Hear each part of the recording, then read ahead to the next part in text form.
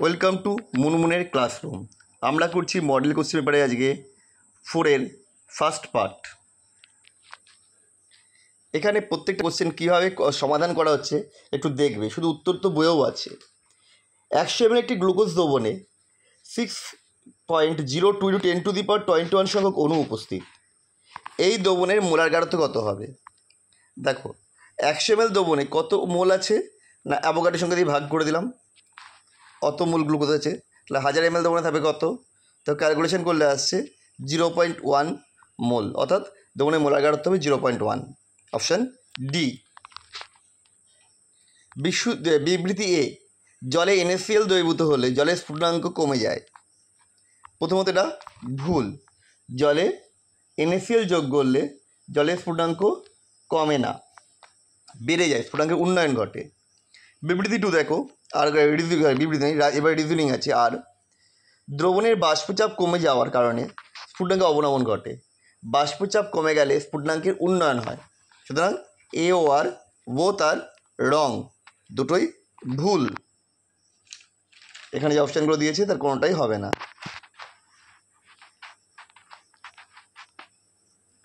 পরে একটা অঙ্ক আছে, 0.004 m NaCl দ্রবণের একই তাপমাত্রায় 0.01 m গ্লুকোজ দ্রবণের সাথে আইসোটনিক হলে Na2SO4 এর শতকরা বিয়োজন মাত্রা কত?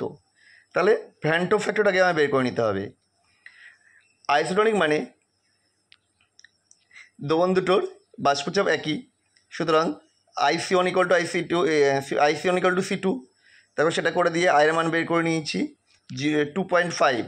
তাহলে বিয়োজন মাত্রা আলফা = I-1/n-1, 2.5/1 তিনটে করতে গেলেও Na2SO4 বিয়োজিত হলে দুটো Na+ আর একটা SO4 2-, অর্থাৎ তিনটে আয়ন উৎপন্ন হয়, তাই 3 এসছে।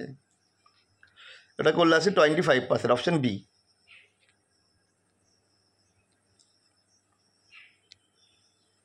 ভুল হয়েছে এটা আমার ক্যালকুলেশনে।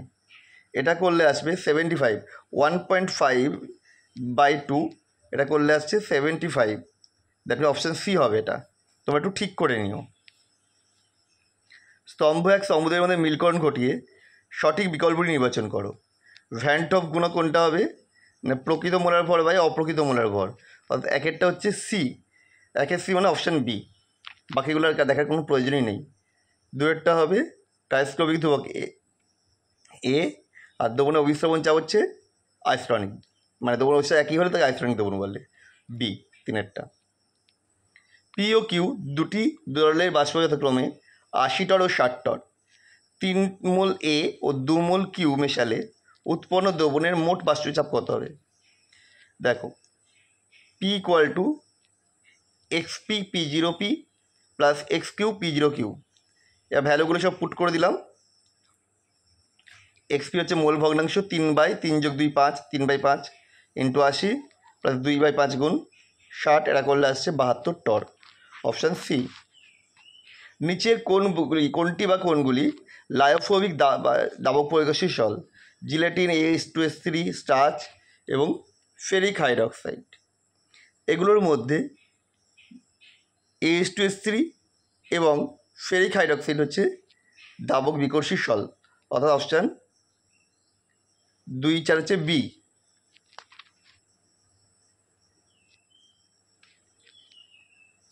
বিবৃতি 1, টিন্ডাল প্রভাব কলয়েড কণাগুলির আধানের উপর নির্ভর করে না, আর কলয়েড কণাগুলি সমতুল্য নয়, সমসত্য। এখানে কী হবে? বিবৃতি 1 সত্য, বিবৃতি 2 মিথ্যা, অপশান বি। একটি কলয়েড দ্রবণকে তড়িৎ ক্ষেত্রে রাখলে কলয়েড কণাগুলি অ্যানোডের দিকে ধাবিত হয়। দ্রবণের এটাকে তঞ্চন প্রক্রিয়া NaCl BaCl2 AlCl3 তঞ্চন ক্ষমতার মধ্যে সঠিক ক্রম। আচ্ছা, এটা তো ফুলজারি দিয়ে হবে, যার আধানের মাত্রা বেশি তার তঞ্চন ক্ষমতা বেশি, অর্থাৎ LCl3 সব থেকে বেশি, তারপর BaCl2, তারপর NaCl, অর্থাৎ অপশান সি। NaOH এর সাথে ফসফরাস অ্যাসিডের বিক্রিয়ায় কোন লবণ উৎপন্ন হয়? এটা হবে NH2 PO2, কারণ হাইপোফসফেটের চেয়ে ক্ষারগায়িতা 1, NaH2PO2 হবে, অপশান সি। সঠিক বিকল্পটি চিহ্নিত করো।